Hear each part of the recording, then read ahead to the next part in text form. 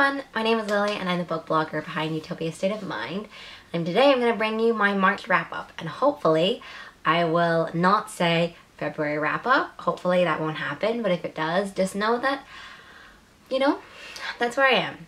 So basically after February, where I read over 30 books for a, less than 30-day month, I was just kind of like, oh, well, I need to take a break in March. Like my brain feels so overwhelmed, so overworked, so exhausted, just like so mentally drained. And then March came along, and now it's the end of March, and I read 38 books in March. Like, is more books than there are days in the month. And so now I'm kind of like, okay, I'm serious. Like, I'm so serious about April being just so much more relaxed. I think it will just end up working out that way because I have so much to do in my own personal life and so much to prepare in like my own, personal life, that I just don't think I'm gonna be able to do that in April. And I'm so happy. I really, really hope that that happens, because if I thought that I was feeling really awful, really burnt out, really tired, just emotionally and mentally tired, like every day that I wake up, and my brain just tries to like focus on stuff and it just can't. And it can't, because within March, February and March, I think in February I read like 31. So within February and March, I've crammed 69 books into my head. Like, I don't even know what I've done to myself, essentially. And so, yeah, that's kind of my main overwhelming thought for March, is that I feel so tired. I feel so exhausted, and my brain is just like not there. I usually try to finish books in March and then go on into April, or sorry, finish books at the end of a month and then kind of go into a new month totally fresh, starting on the 1st, and that kind of just helps me feel emotionally more ready for April. But I mean, even though I read 38 books, I'm still behind on what I wanted to read in March, and I didn't get to it. So I didn't get to like 3 books that I said I wanted to read in March, even though I read more books than I ever thought I would, period, in my life in a month. So I didn't read Alani of the Distant Sea. I didn't read Mask of Mirrors. To be fair, I'm like halfway through Mask of Mirrors. And I also didn't read Phoenix Flame. So all of those. Instead, I decided, I was like, I'm going to try to read all the Grishaverse books before the Netflix show comes out, which I feel like a little bit ambivalent upon now. And I'm glad I have, like 20 days essentially to come down from my intensity after Rune and Rising. But still, I'm feeling kind of disappointed with myself, honestly, that I didn't read less. And I know that's a hard, like, reading is super relative to everyone, and I know that might be something that people might hear and be like, what? But, this is the face of the fact that I can't even, I was like, oh, I have to film my March wrap up today, just because I don't want to, let it go on, because then I'll totally forget everything. And I didn't even have any emotions. I didn't even have any energy to put on makeup. I have lipstick and like eyebrows on, and that's it, because I was kind of just like, I want to change my clothes, get into bed, and just like hibernate forever, right? I think that I've read at the end of March, I think in total I've read maybe like 93-ish, 94 books, I guess, in 2021, and my goal originally was 100. And I knew that I was gonna smash through that goal, but just because like I needed a goal basically in Goodreads, so I wanted Goodreads to like count the books I was reading, but I didn't want to set a goal for Goodreads. So it's like a goal, but I'm not actually, it's not a goal of mine, unlike in the past. But yeah, I'm kind of like, it is intense. I can do maybe like a different video about it and my mental state and everything like that, but I just feel so burnt out, like on every atmosphere, on like my, doing all this editing, doing my bookstagram, doing my book blogs, like I just feel so done. And I'm not like quitting, and I haven't also thought about if I'm gonna go on a hiatus, which I feel like I desperately need, you know, like a week vacation essentially. But yeah, I just feel so, I don't have any words. I just feel so sapped of energy. Let's talk about the books I read in March, right? Let's do this. Okay, so I read 15 books with queer authors or queer characters, and then I read also 15 books with Black, Indigenous, people of color authors or Black, Indigenous, people of color characters, right? So either one of them. Oftentimes they match up, but sometimes they don't. So when I was doing the math, it's like, oh wow, it's the same number, so 39%, which is like, of course, fantastic. I'm really happy that I read over 33% queer books. It's my goal all the time. I was actually surprised that I hadn't read more books by Black, Indigenous, people of color authors. My goal is always 50%. So I feel kind of like a little bit sad that I didn't make it, but also, you know, I read at least 3 just Leigh Bardugo books in March. So it's like, that doesn't help, that does it. So I'm like a little bit disappointed, but also I'm not as surprised. I read a lot of books that I probably wouldn't have normally picked up, essentially, for this, and I also ended up reading a lot of books on audiobook. Libro FM had just some really great audiobook influencer ALCs for March that I really wanted to listen to. So for example, it was like Lost in the Neverwoods, Lost in the Neverwoods. I'm listening right now to The Conductors. Then I think there are 2 others. Call Baby is one of them. And there's another, oh, Act Your Age, Eve Brown. So I read half of those so far. Well, I'm in the middle of The Conductors. And then for my ones for March from Macmillan, I have Victory is Greater Than Death, which I read and I really loved.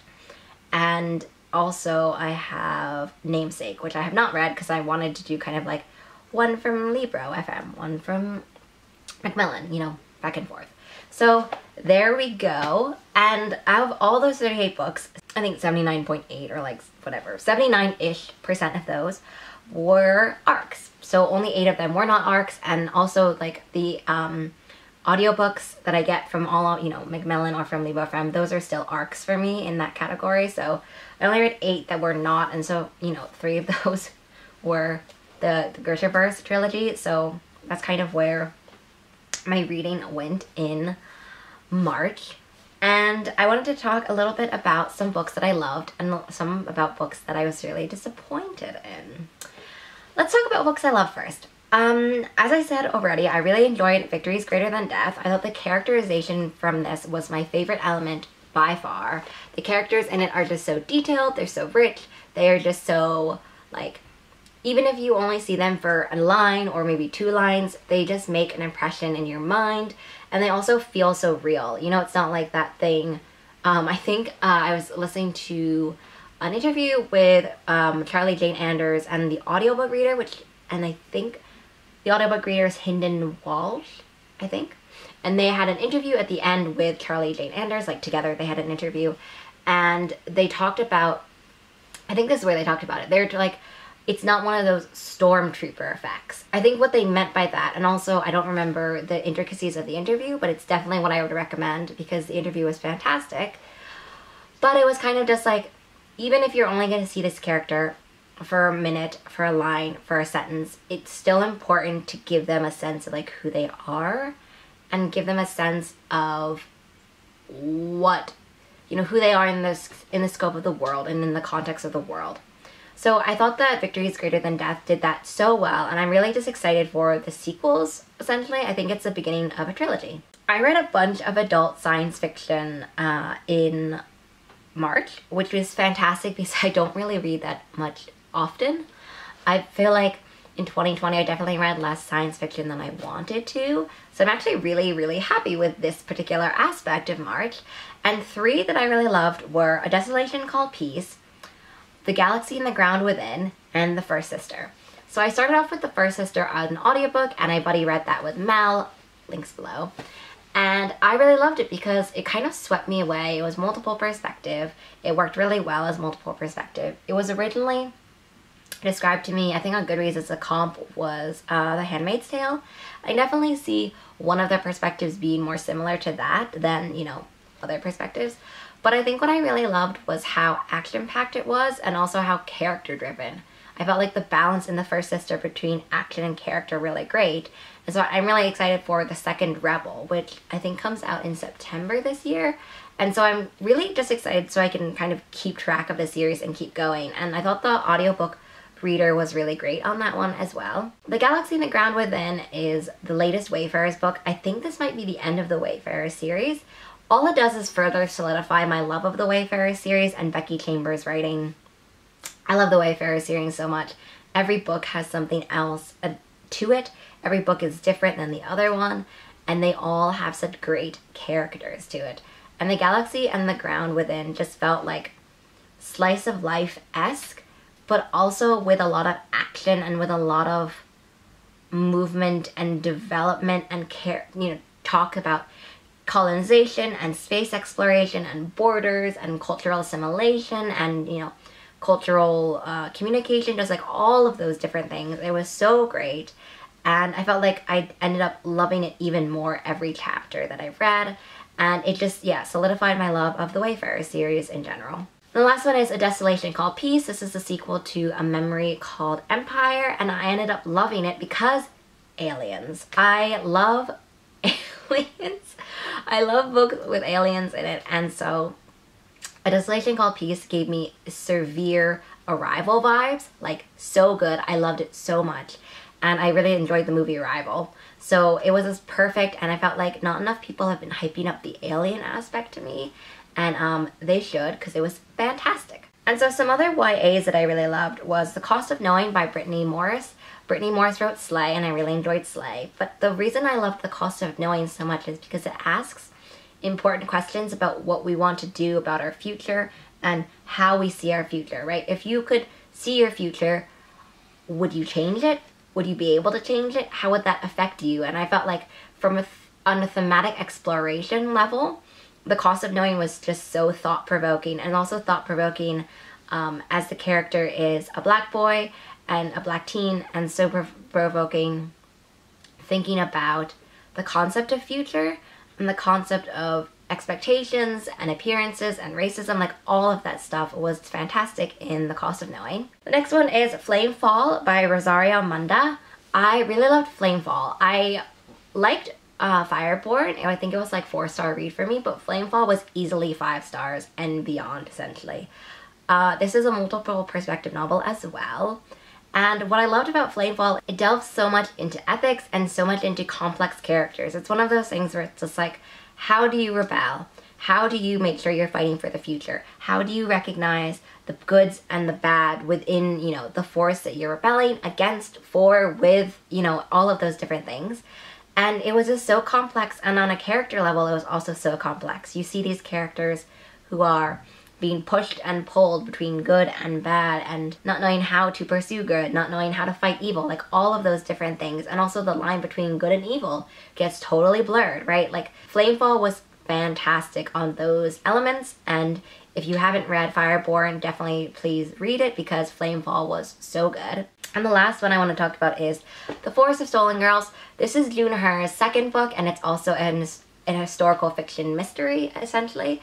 I've really been loving kind of mixing genre bending works. And so The Forest of Stolen Girls just definitely gave me all these atmospheric, eerie, creepy vibes that I come to associate with June Her's writing. And it was a mystery as well, and I just really enjoyed it because I think I've read the first half in a day. It was just so easy to get lost in the world and lost in the mystery and just totally captivated by what was going on. I was kind of like, oh my god, wait, I'm 50% through. I just started this today. So that was kind of how I felt about it, and it just solidifies my love for June Her as well. And the final thing I want to talk about, as I put my notebook aside, is my most disappointing reads of March, and it has to be the Shadow and Bone series, the Grisha series. So I'm not going to talk at all really about this because I did a whole 3-part video series about how I feel about Shadow and Bone, Siege and Storm, Ruin and Rising. Ruin and Rising is the latest one. So if you want to see my in-depth spoilery reactions to each of those as I go on. I will link them all below because that kind of talks about my disappointment, my frustration, my anger. It talks about all of those different things, and so I don't want to delve too much into it, except that based on the hype, very disappointed. Very disappointed about the hype, very disappointed about some character work, some plot work, some world work, like just overall so disappointed based on the hype. I was only reading this because of the Netflix series that's coming out, and I'm kind of upset that I ended even buying Siege and Storm because of how disappointed and frustrated I am. If you really like the series but you want more details about why it didn't work for me, then definitely check out the videos below because I don't want to like rehash everything that I said in those videos. That brings me to the end of my March wrap up. I hope that you had a fun time witnessing my existential crisis, essentially, and also the books that I did love. In general, I felt like it started off really good in the month, and then it had kind of a plateau, and then up a kind of short but sharp spike, and then plateaued again. That's kind of how I feel about my month, because when I was in that plateau period, I was kind of like, am I not going to read anything that's more than 3, 2, 3, like 3-ish stars? Like, is this going to be the rest of my life? And it wasn't. Made it past there. So yeah, I hope you enjoyed, and I hope to see you in April with some rest and rejuvenation and just generally more energy than I have today and this month as a whole in general. So have a great day. Bye.